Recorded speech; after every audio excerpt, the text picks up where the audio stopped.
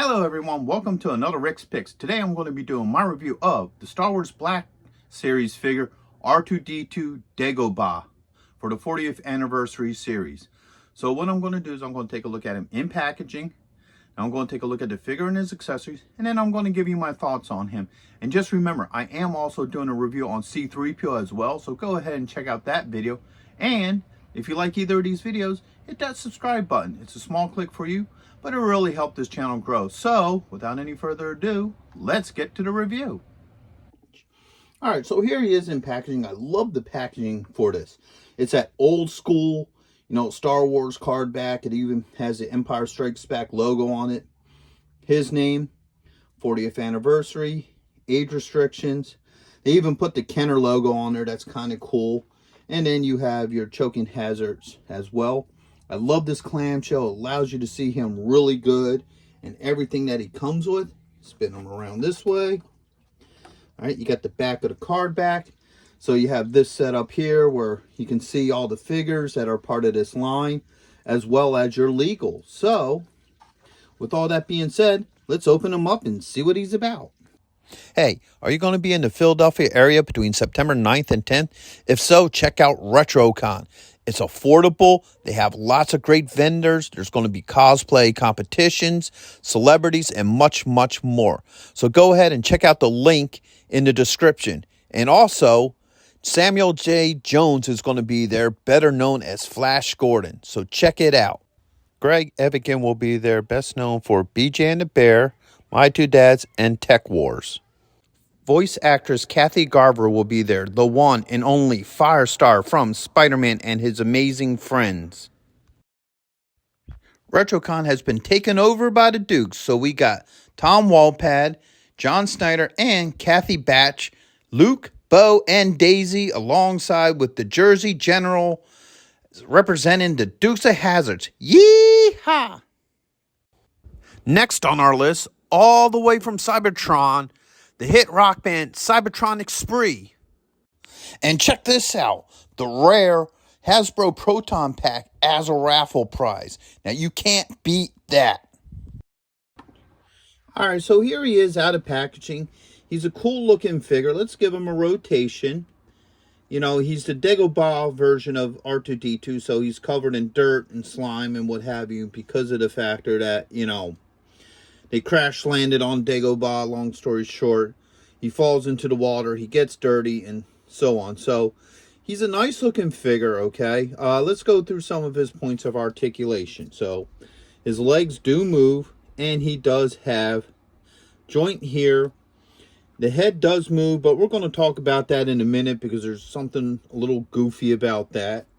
All right, so he does come with the scope, okay, that he used to look around when he was in the swamp. All right.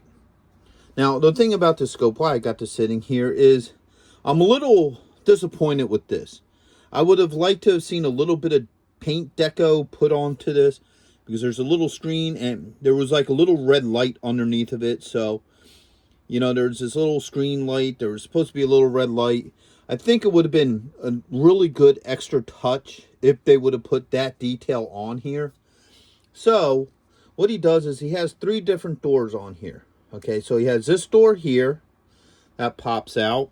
Okay, this one here that also pops out, and also this one that pops out. I believe this one is actually meant to put a lightsaber in it.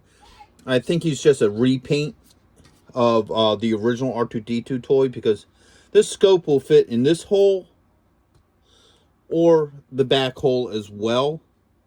So either one of those 2 holes it'll fit in. And then you could probably, like I said, put a lightsaber in this one. And you can do the classic, shooting the lightsaber out the top of his head. As far as I'm aware of, he just seems like a repaint of the original R2-D2. Just, they didn't give him all the accessories. Okay, so I'm going to just pop all these little doors back on here. All right. So now, here's the thing that I'm not really that kosher with him about. So he does have the 3rd leg, okay? So you can get him into this position and stuff. But the way how the third leg comes out is you actually got to spin his head, which brings out the third leg. So now that's an issue because how do you get them like that. You could put it all the way out like this. I guess you can maneuver the third leg into this position. There you go. So now has the third leg out. But the problem is now with the third leg out, you can't really do, I mean, you can move his head a little bit here. His head won't go the other direction. Unless if you do it like that, then, the leg is like somewhat in. And it's the same problem you're going to run into when the leg is out. The head won't turn this way at all. So you would have to turn it this way. And if you want like him looking that way, now the leg is semi out. I mean, I get the crank, system. It's kind of neat, but I think it would have just been a lot better if it was a pull out, like R2-D2's before him, where you just pull the leg out. And the reason for that is because now you're very limited to how you pose your R2-D2. Because R2-D2's head is supposed to be on a full 360, rotation. So sometimes you may want him looking this way or looking behind him. And now you got this leg dropping out. So I think that was a bad design choice, personally, as a collector. Just because, people are going to want their R2-D2's head in a whole lot of different positions. And that's a major point with this figure and R2-D2 is that his head spins around because it's part of his personality. So let's say you had Luke Skywalker here, you wanted him to look at Luke, you would have to, once again, do this, and now you got the leg out. And it's the same thing when the leg is all the way out.